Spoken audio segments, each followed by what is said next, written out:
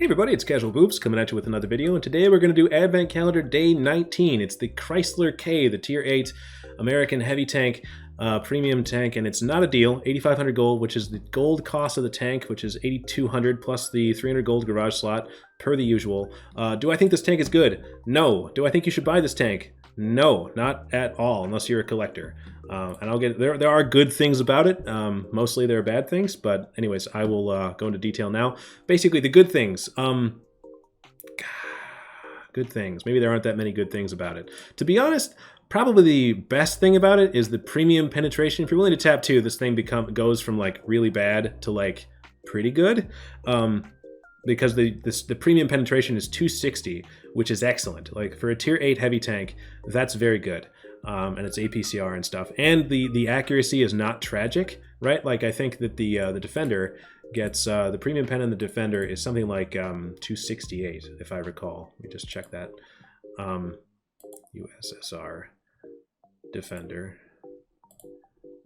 265, right? So it's still not as good as the premium pen in the Defender. However, the aiming stats and the accuracy and so on between the two, like the Chrysler K has substantially better dispersion values, like about, what is that, about 20%? So that's like having a vertical stabilizer for free, basically, if you can imagine that. So like the premium pen is good. I will say that the armor can work if you know what you're doing, but it's very awkward, right? I wouldn't recommend this to most people, especially not new players, because it's got a rear-mounted turret, as you can see, and as you can also see, the armor is absolute cheese everywhere except the front. And okay, so this is a bit of a misnomer because the standard pen is relatively low. It's 198. That's another reason I wouldn't recommend this tank. You're not going to make any money with this thing because there are tanks with preferential matchmaking that have better standard pen than this, I think. I could be wrong on that one. But anyway, the point is the penetration on standard rounds is very low.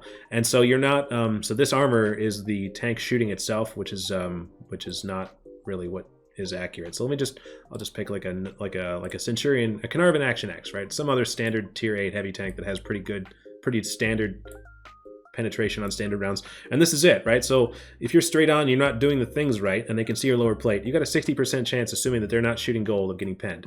Now what it's supposed to do, what this tank is supposed to do, is find a corner of something and do what's called reverse side scraping. If you don't know what reverse side scraping is, then close the video now and don't even think about buying this tank. But if you do know what that is and you're interested in trying it, I still wouldn't recommend this one. I would recommend that you grind up the the heavy tank line for the German rear-mounted turrets. The VKB is probably the best. Yeah, VK 45.02B, probably the best reverse side scraper that I'm aware of. Somebody's probably going to correct me, but yeah, let's see. Does it show the tech tree? No, TanksGG is going to not cooperate. Anyways, so like that's what this tank is supposed to do, right? You're supposed to find a corner and angle your armor in such a way that you're reverse side scraping and you're able to poke out. And when you're doing this, the armor can work pretty good. The trouble is, this is like a one-trick pony. Like this is the one thing this tank does well, and every other situation it's not very good, right? It's not very flexible. This is awkward, right? So if you come up and you're trying to be aggressive on a corner, or like, you know, advance or something, you normally, if it's a front-mounted turret, you could like come up to the corner, poke around it, and shoot. But if you're going to do this, you have to like get up to it, turn the tank, back up, and then you can start reverse. Like it's just awkward to set up reverse side scraping in general. And so again, if you're a new player, absolutely not. If you're an advanced player, you're probably not. Like you probably know that you already don't want this based on without even watching this video. But yeah, I like it can do things, but it's not so good that I would recommend it to anyone.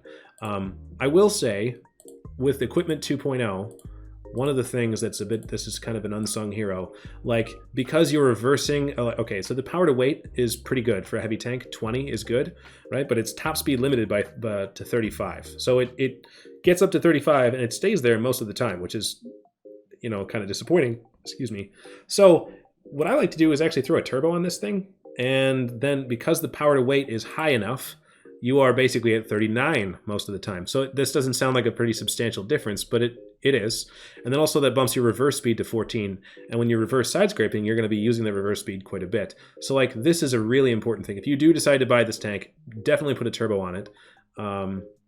and then probably a rammer, and then probably a V-stab is what I would do. So you're going to suffer view range wise. You're not going to be able to spot, probably, you're going to be brawling, right? If you're trying to spot things and shoot at range, you're not going to have a good time. That's not what this tank is really for.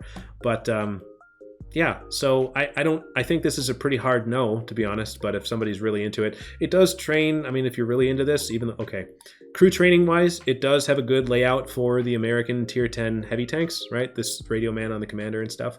However, you could save your money and buy crew books for 2 million gold a pop, and not spend actual money or gold on this. And so I think that's the better option.